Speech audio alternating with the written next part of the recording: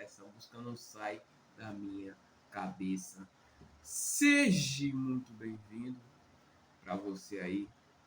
Esse é o primeiro, espero que de muitos, reflexões de um pecador. Aqui quem fala sou eu, Ariel Kong. E hoje nós vamos falar de um tema, meu amigo. Um tema polêmico. Polêmica. O tema de hoje, você já deve ter visto aí na descrição do vídeo, no nome do vídeo, é Filhos de Deus. Filhos de Deus. Nós vamos ver, segundo as Escrituras, quem são esses tais filhos de Deus. Não é a minha, não é a sua opinião, que elas não importam, é segundo as Escrituras. E para fazer isso, eu já peguei aqui, ó, a minha caneca personalizada, que eu mesmo fiz. Para você que não sabe, eu trabalho com isso aí. Fica aqui a minha canequinha, eu e minha esposa aqui, ó. O que tem na minha caneca? Cachaça? Claro que não, né? Não que o cristão não possa beber, mas não é cachaça que tem aqui não. O que tem aqui é café. Nossa, café é muito bom. É a melhor invenção da humanidade. Um cafezinho bem feito. Nossa, é muito bom. Meu Deus, eu vou até dar mais um gole aqui. É bom demais. Bom, vamos lá? Eu estou aqui com a tela do computador na minha frente. Você não está vendo, mas eu estou vendo. E estou aqui com o Google Gemini aberto. E eu criei no Google Gemini, você consegue criar gemas, se chama gemas. E essas gemas você consegue fazer elas especialistas em assuntos. E eu criei um professor teólogo especializado em Bíblia nos originais. Como assim? Né? Eu peguei o PDF da Bíblia hebraico do Velho Testamento, peguei o PDF da Bíblia em grego do Novo Testamento, coloquei aqui e criei esse professor teólogo especializado nos originais da Bíblia. E então ele vai ser quem nós vamos conversar durante os vídeos para nos ajudar a explicar alguns termos, para nos ajudar a procurar fazer umas pesquisas. E eu só conversei com ele aqui e fiz a seguinte pergunta para ele. Vou até ler a pergunta para ser exato, tá ligado? Professor, segundo a Bíblia, quem são os filhos adotivos de Deus? Essa foi a minha pergunta. Vamos ver qual foi a resposta dele e vamos refletir, né, sobre ela. Primeiro vamos lá, vamos ler. Ele começa aqui dando olá, não sei o que lá, mas vamos pular para a parte já que interessa. Vamos lá. Resposta do professor teólogo do Gemini. Para responder a sua pergunta com precisão, precisamos olhar para o termo técnico do grego e como ele se aplica aos grupos mencionados na escritura. Aí, número 1, o termo técnico, uiotesia, né? É o termo técnico no grego. No Novo Testamento, a palavra usada para a adoção é uiotesia. Este termo era um conceito jurídico no mundo grego-romano, aonde alguém recebia todos os direitos legais de um filho legítimo, incluindo a herança. Ou seja, o filho adotivo, no grego, ele era igual um filho legítimo, né? A única diferença é que ele não ia ter o sangue, né? Porque isso não tinha como mudar. Mas legalmente, para a lei, ele era filho tanto quanto o filho de sangue. Número 2. Quem são os filhos adotivos segundo a Bíblia? De acordo com as Escrituras, a filiação por adoção aplica-se a dois grupos principais em contextos diferentes: a nação de Israel, no contexto da aliança. O apóstolo Paulo afirma em Romanos capítulo 9, versículo 4, que aos israelitas pertence-lhes a adoção, uitesia, além da glória, das alianças e das promessas. Neste sentido, Israel foi escolhida corporativamente por Deus como seu filho entre as nações, conforme vemos também no Antigo Testamento. Ou seja, no Antigo Testamento, Israel era o povo que foi escolhido por Deus como filho adotivo. Lembrando que numa adoção, né, quem adota escolhe o filho adotivo. Né? Não tem como o filho adotivo te escolher, você escolhe quem você vai adotar. E Deus escolheu Israel, né, na antiga aliança, como nação de Deus, filhos de Deus. Aí, os crentes em Cristo, outro tema, outra coisa. Aí, no contexto da salvação. Pela fé, todos que creem em Jesus Cristo recebem o direito e o poder de serem feitos filhos de Deus. Pelo Espírito, em Romanos 8, 14 e 15, o texto explica que os que são guiados pelo Espírito de Deus são filhos de Deus, pois recebem o Espírito de adoção, pelo qual chamamos Abba, Pai, herdeiros. Esta adoção nos torna concidadãos dos santos e membros da família de Deus, garantindo-nos a herança eterna junto com Cristo. Aí vamos para encerrar aqui. 3. A diferença teológica é importante. É fundamental distinguir 1.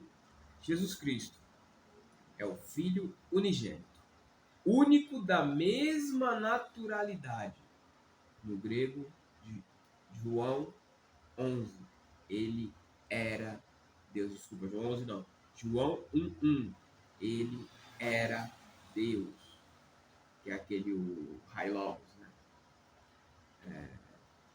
2. Nós somos filhos adotivos por graça e eleição. Não somos filhos por natureza. Guarda isso aqui que está falando. Ó. Nós somos filhos adotivos por graça e eleição. Não somos filhos por natureza. Grava isso, que mais pra frente, quando entrar na parte polêmica do vídeo, vai ser importante. Mas fomos comprados. Fomos comprados e inseridos na família de Deus através das obras de Cristo. E aí ele dá o resumo dele aqui, que aí eu não vou ler porque eu vou dar o meu resumo. Bom, vamos agora falar olhando para cá, saímos da tela do computador e vamos para a reflexão do pecado.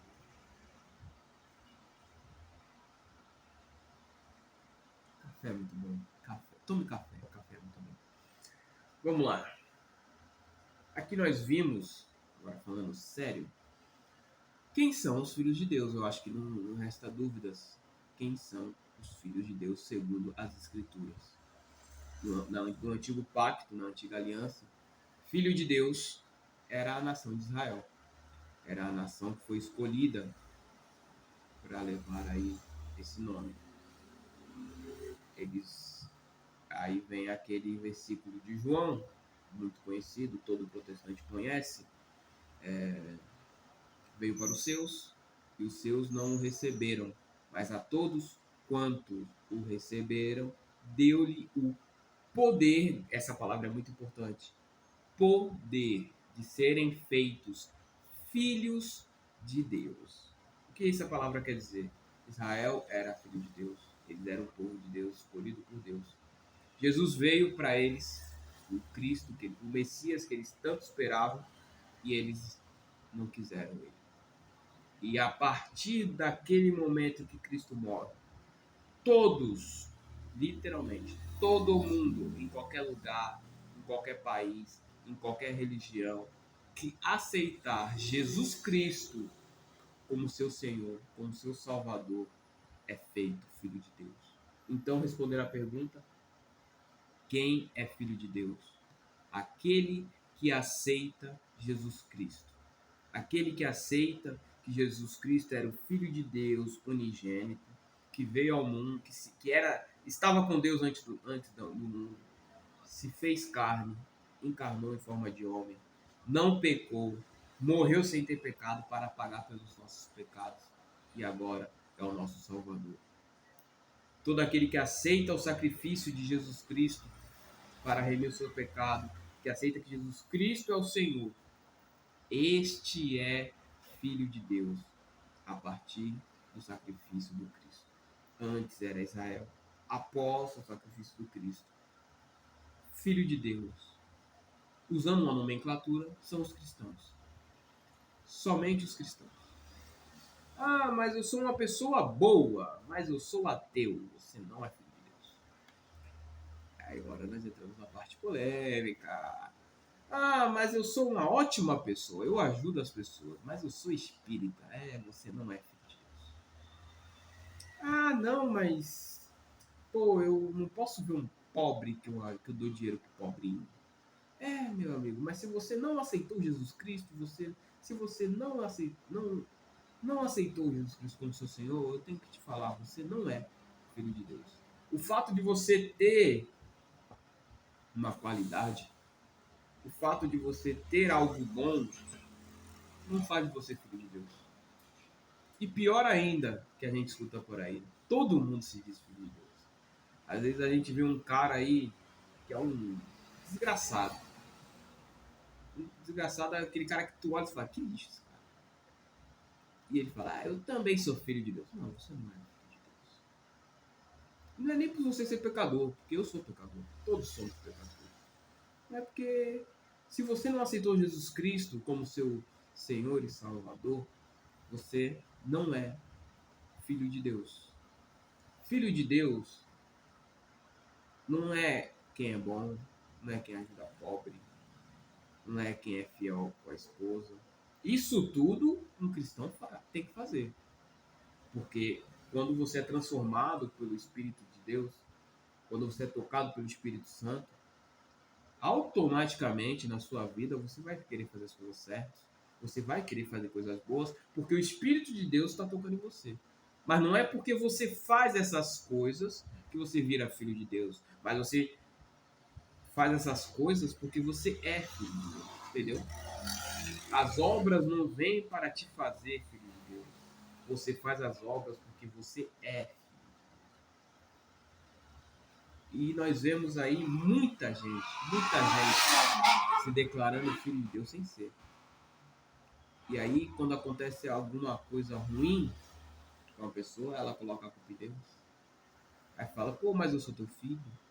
Ah, mas não sou. Não, você não é. Você não é filho de Deus. Como você, adúltero, miserável, que tem prazer em adulterar, que gosta de adulterar, como que você que vive nessa prática e nem não se arrepende, tem orgulho disso, você quer dizer que você é filho de Deus? Eu não estou falando que o filho de Deus não adultera. Pode acontecer, porque somos pecadores. Todos nós pecamos. Eu tenho os meus pecados. Todo mundo tem os seus pecados. O problema não é pecar. Pecar infelizmente, é uma consequência do nosso estado humano. É uma consequência da nossa carne. Agora, você ter orgulho, você viver nessa prática e se orgulhar, você não sentir remorso, você não sentir culpa, mostra que você não tem o Espírito de Deus dentro de você. Você que rouba e sente orgulho de roubar. Como você pode roubar e sentir orgulho de roubar? Né? Você aí de Brasília, que se diz cristão e tá aí nesse lugar aí, hein? Hein? Hein? Como que você rouba? Você sente orgulho de roubar? E você se diz cristão, você diz que tem o Espírito de Deus dentro de você. Você aí, mulher, que não valoriza o seu corpo, que transa com todo mundo, como você pode se dizer uma filha de Deus e viver fazendo aquilo que ele tanto condena? Como eu disse, você pode, de vez em quando, não aguentar a tentação e cair. Não deve, tem que lutar para que isso não aconteça. Mas pode acontecer. Isso não vai dizer que você não é cristão, que você não é de Deus. Agora, quando você vive nessa prática e se orgulha dela, mostra que você não tem o Espírito de Deus. Você não aceitou Jesus Cristo como seu Senhor. Porque se você tivesse aceitado Jesus Cristo como seu Senhor, você lutaria com todas as suas forças para vencer esse pecado. Você lutaria com toda a sua alma. E quando você no dia que você perdesse para o pecado, você se sentiria extremamente amargurado, você se sentiria extremamente pesado e você ia pedir perdão para Deus aos prantos. Ia recomeçar novamente, porque sabe que ele é misericordioso, porque sabe que o sacrifício de Cristo na cruz foi algo gigantesco e que não é um pecadinho que você vai cometer que vai te riscar o contato com Deus. Não, não, esquece isso. Muitas religiões tentam colocar isso na tua cabeça. Se você cair uma vez, já era. Isso é falácia. Porém, uma frase que eu gosto muito, que eu tomei pra minha vida, e que eu não lembro quem disse, tá? E que, mano, por experiência de vida, ela é a verdade. É a seguinte: o cristão, ele pode até pecar, mas o cristão jamais vai pecar em paz. Jamais. Nós podemos pecar. Pode não, não devemos, mas pode acontecer de pecar. Agora, pecar em paz, esquece. Não tem como. Quando você entende o que Jesus Cristo fez, quando você entende o que Deus fez, não tem como você fazer algo que desagrada a Ele, que você sabe que vai contra aquilo que Ele quer, aquilo que Ele acredita, aquilo que Ele deseja para você, aquilo, e você ficar em paz. Não tem como, é impossível. Então, irmãos, a reflexão de hoje é: seja um filho de Deus. Aceite Jesus Cristo de verdade como seu Senhor, Salvador. Mude de vida. Deixe Ele te ajudar a mudar de vida. Quando você procure conhecer o tamanho do que Ele fez, o tamanho do que Deus fez, e eu tenho certeza que você nunca mais vai pecar em paz. Porque é impossível você conhecer o que Jesus fez e você não ser grato, você não se render e não ver Ele como quem Ele é, Filho de Deus, que veio ao mundo para nos salvar. Essa foi a reflexão de um pecador de hoje. Se você gostou, curta o canal, comenta no vídeo, compartilha esse vídeo, se inscreve aí, porque mais vídeos desse modelo devem estar saindo aí pela a seguinte aí. Que a graça e a paz esteja com todos.